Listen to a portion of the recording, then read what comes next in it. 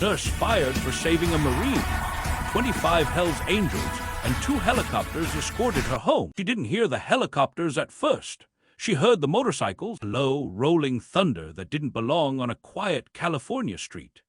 By the time the shadows passed over her small rented house, the nurse who had just been fired for saving a life realized something was very wrong or very right. This is not a story about power. It's about doing the right thing when no one is watching. About a nurse, a Marine, and a choice made in seconds that changed everything.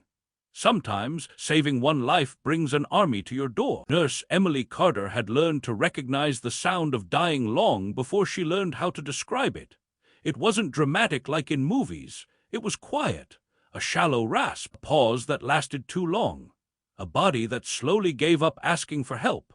On that Tuesday afternoon in San Bernardino County, she heard it again, this time in a hospital parking lot, not even 20 steps from the emergency room door. The Marine was young, too young.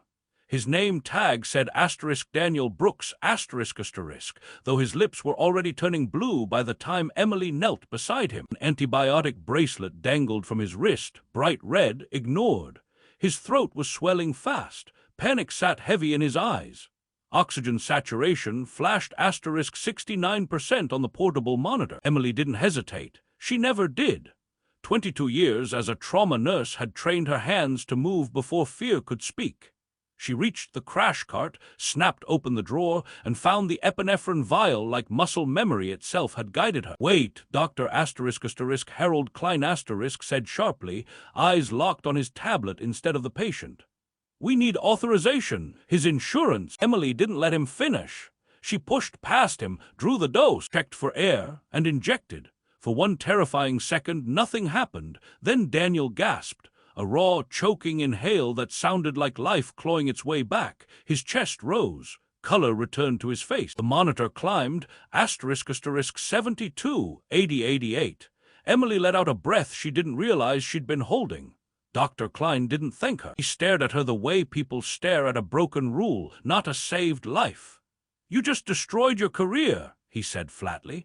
Emily looked down at the Marine's forearm, an eagle, globe, and anchor tattoo, still shaking slightly as his breathing steadied. She thought of her late father, a Navy corpsman, thought of what he taught her, do what's right. Let the rest sort itself out. She didn't know yet that Daniel Brooks had already sent a message from his phone before losing consciousness. 4 words. They fired her anyway.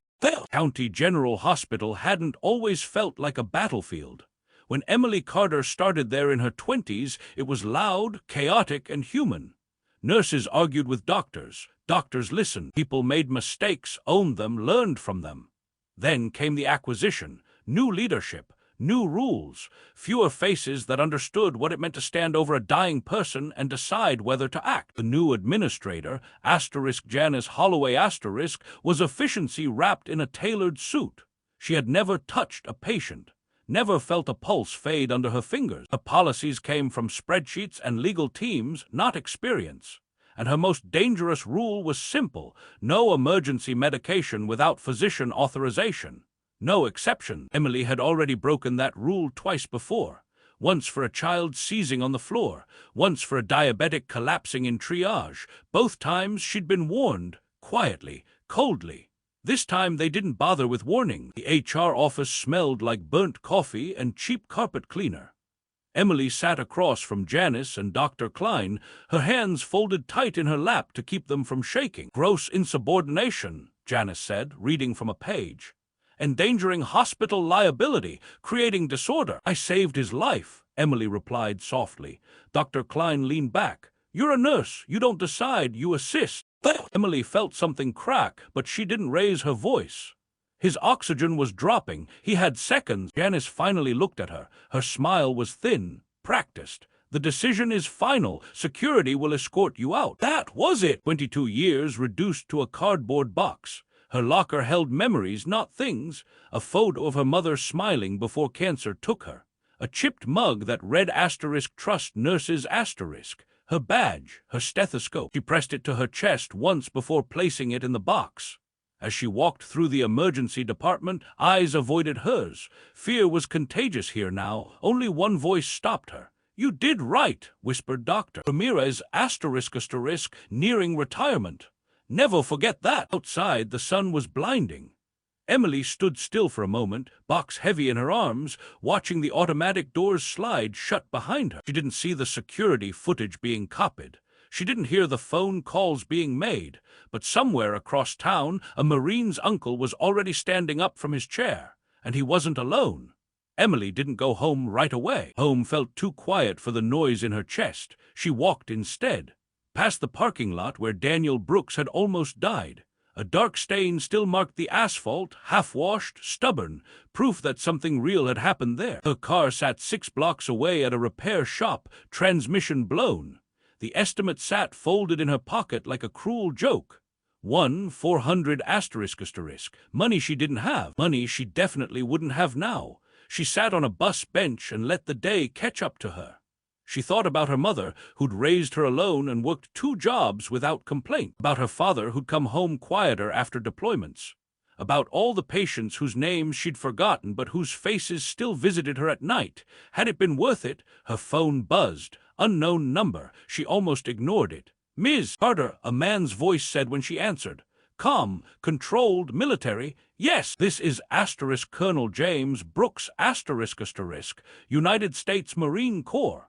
My nephew is alive because of you." Emily swallowed. "I just did my job." There was a pause. Then, "No, you did the right thing, and that matters." Before she could respond, the call ended. She sat there, staring at the phone.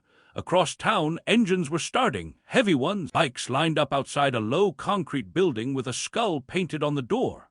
Men stood, slow and deliberate, leather vests catching the light.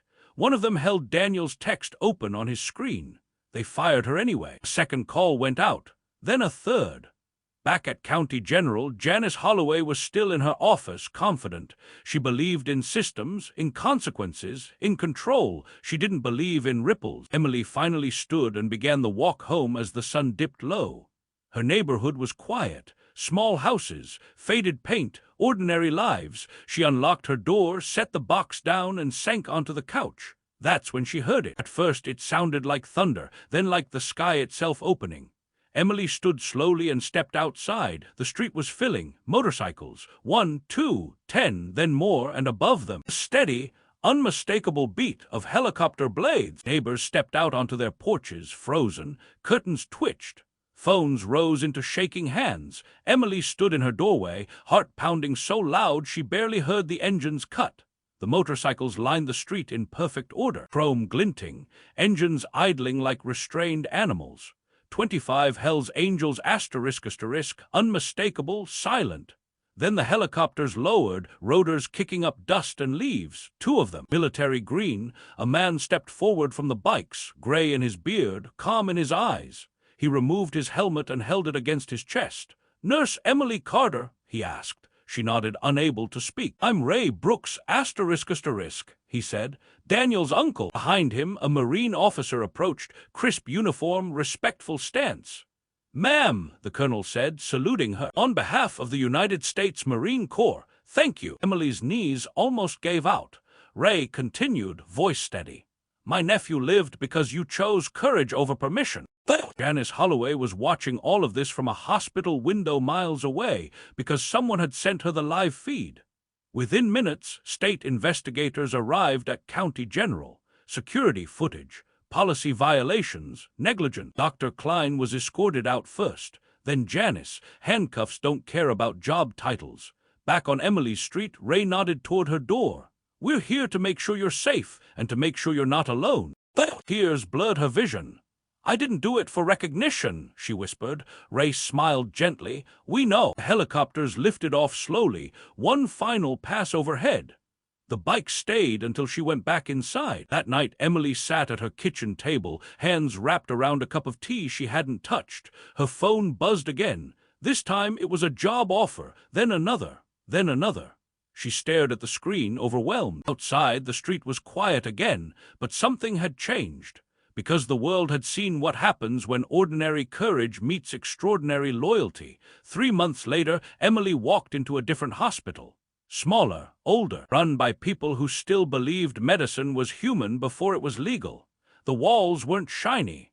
The budget wasn't perfect, but the staff looked at patients, not screens. On her first day, a young nurse asked her quietly, "Is it true?" Emily smiled softly.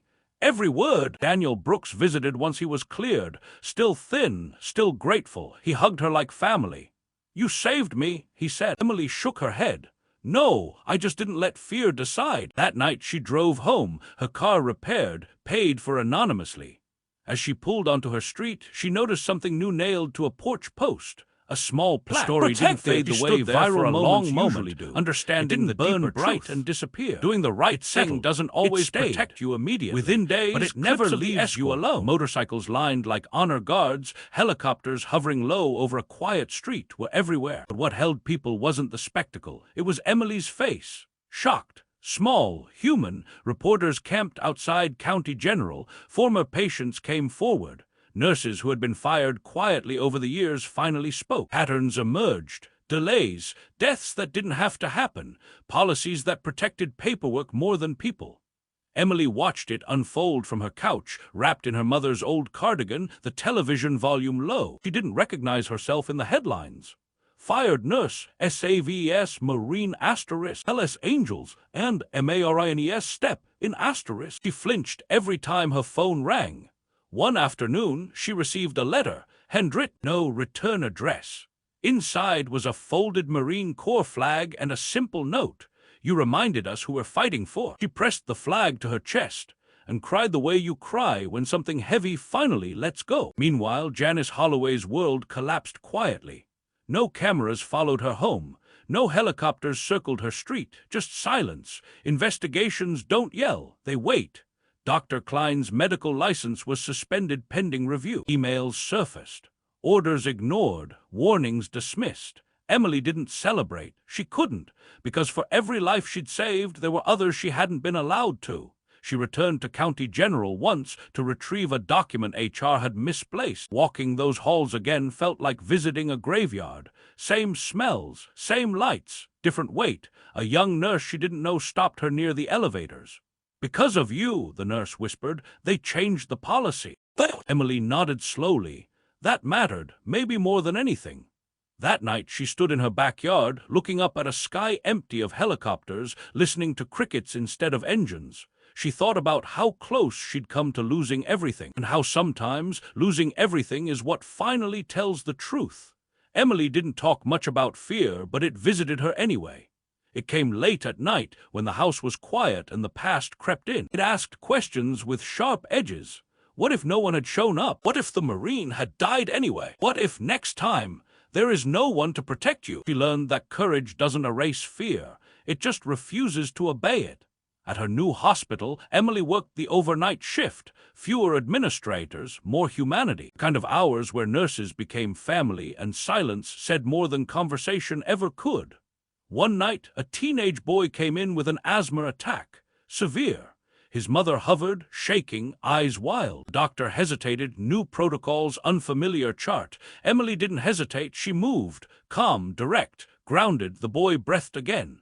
Afterward, the doctor pulled Emily aside. "Thank you," he said simply. No ego, no threat. That word, thank you, felt heavier than all the headlines combined. Outside the hospital, life continued. But Emily noticed things she'd once rushed past. The way people avoided eye contact when they were scared. The way gratitude often came disguised as anger. The way systems crushed individuals quietly unless someone stood up loudly. Ray Brooks checked in once a week, never intrusive, never demanding. "You good?" he'd ask. "I'm standing," she'd reply. "That's enough," he'd say. Daniel sent photos from physical therapy, progress, smiles, proof. And sometimes, on her drive home, Emily would spot a motorcycle at the end of her street, not parked, not watching, just passing through. A reminder, protection doesn't always mean force. Sometimes it means presence. Emily framed her old badge and hung it in her hallway, not as a trophy, as a warning to herself. Never forget how easy it is to lose your voice. Never forget how hard it is to get it back. The investigation concluded 6 months later. No dramatic press conference. No victory speeches, just findings, facts, consequences. County General was fined heavily, leadership replaced, mandatory changes enforced. quiet apologies issued behind closed doors. Janice Holloway accepted a plea deal tied to negligence. Dr. Klein never returned to emergency medicine. Emily read the report once, then closed it.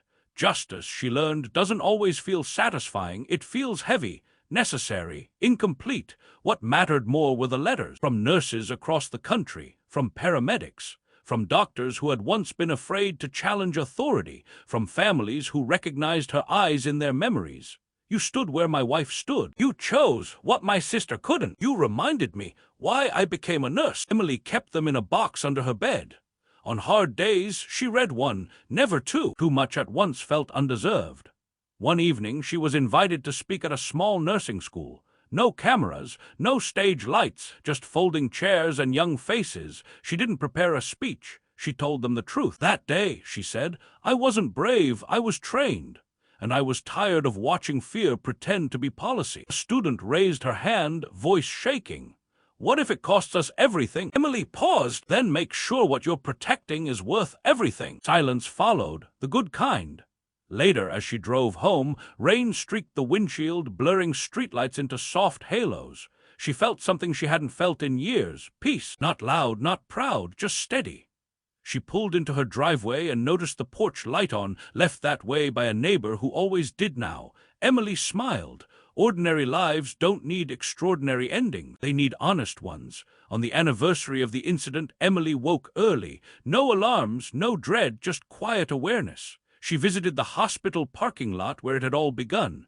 The stain was gone now, power washed away, but she knew exactly where it had been. She stood there, hands in her jacket pockets, breathing in the morning air. A car pulled up behind her. Daniel stepped out, stronger, taller, alive in a way that still felt unreal. They didn't speak at first. Finally, he said, I don't remember much. Emily nodded. You weren't supposed to, but I remember your voice, he said. You told me to breathe. He smiled softly. You listened. He handed her a small box. Inside was his old medical bracelet. The red one, faded. I don't need it anymore, he said. Emily closed the box carefully. I'll keep it safe. They hugged, brief and honest. No cameras, no witnesses. As Daniel drove away, Emily felt the story settle into something complete. Not perfect, not clean, but true. She went home, made coffee, and sat at her kitchen table. Sunlight poured in, ordinary, enough. She thought about how many times people were told they were nobody, and how wrong that always was.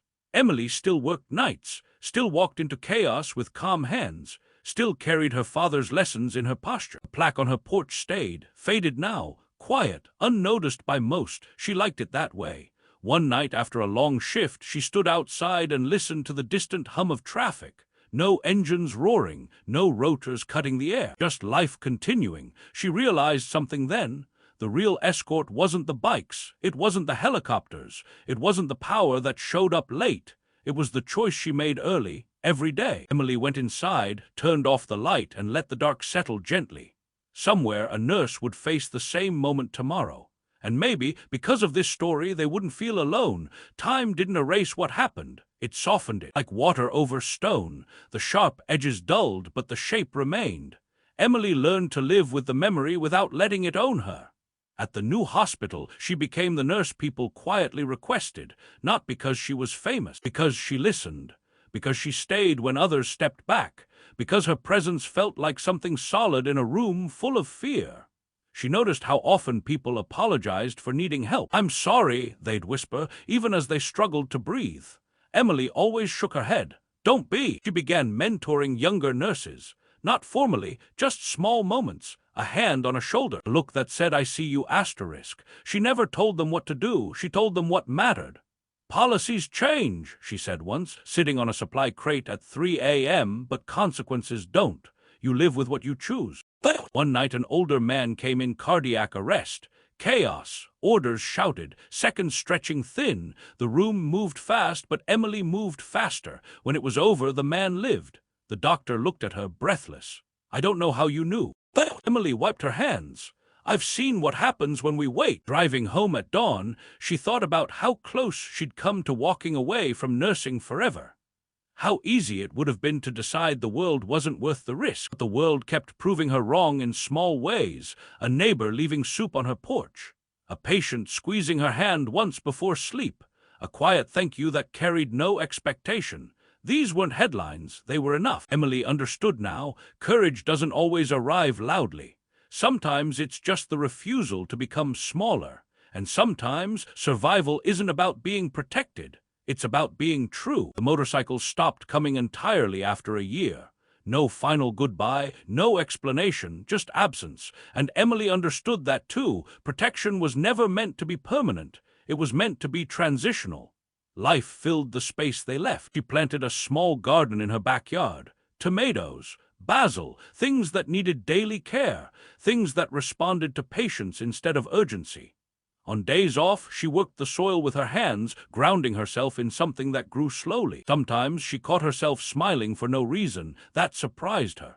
One afternoon, she received a call from a hospital administrator in another state. A position, leadership track, better pay, influence. Emily listened quietly, then declined. "I don't want to change systems from offices," she said. "I want to change outcomes from bedsides." The administrator paused, then said, "I wish more people felt that way." Emily hung up and returned to her garden. That evening she found an envelope in her mailbox. No stamp. Inside was a photo, grainy, old, her father in uniform, younger than she remembered, standing beside a man with a familiar skull patch on his vest. On the back, a note, "He saved my life once. Looks like it runs in the family." Emily laughed softly, then wiped her eyes. Everything was connected in ways people rarely saw. She pinned the photo inside a drawer, not for display, for grounding. Later that night, she lay in bed listening to rain on the roof, thinking about how many lives intersect without ever knowing it. How one decision echoes into rooms you'll never enter. Emily slept deeply, without helicopters, without fear. A year and a half later, Emily stood in a hospital hallway she didn't recognize. This one was different. Bright, clean, new. She was there as a patient. Routine surgery, nothing serious. Still, the vulnerability unsettled her. Lying on the gurney, thin gown, ceiling lights passing overhead, she felt small in a way she hadn't in years. A nurse walked beside her, young, nervous, hands tight around the chart. "You okay?" the nurse asked. Emily nodded. "Yeah, just not used to this side." The nurse hesitated, then smiled shyly. "I know who you are." Emily sighed inwardly. "Please don't." "My instructor told us about you," the nurse said quickly. "She said you taught her to speak up." Emily felt her throat tighten. Before she could respond, they reached the room. The nurse adjusted the blanket gently. "Thank you," the nurse said, "for choosing right." Emily blinked back tears. "You're welcome." As anesthesia pulled her under, Emily thought of all the moments that had led here. The parking lot, the box, the engines, the quiet afterward. She woke hours later to soft light and steady beeping. Safe, alive. That night, as she rested, she realized something profound. Legacy isn't what people remember about you. It's what they do differently because you existed. Years passed. Emily grew older, calmer, her hair threaded with silver she didn't bother hiding. She moved slower but with purpose. On her final shift before retirement, she worked the same overnight hours she always had. No celebration, no speeches, just work. Near dawn, a code came in. Severe allergic reaction, young woman, panicked boyfriend. Emily moved instinctively, training intact. Heart steady, epinephrine administered. The woman breathed. As the room settled, Emily stepped back and let the younger nurses take over. She washed her hands longer than necessary, savoring the ritual. When the sun rose, she changed out of her scrubs for the last time. The locker room felt different now, lighter. Before leaving, she placed her stethoscope inside the locker and closed the door gently. Someone else would find it. Someone else would need it. Outside, the air was cool, morning quiet, no engines, no applause, just birds. Emily walked to her car, paused, and looked back once. Not with sadness, with gratitude.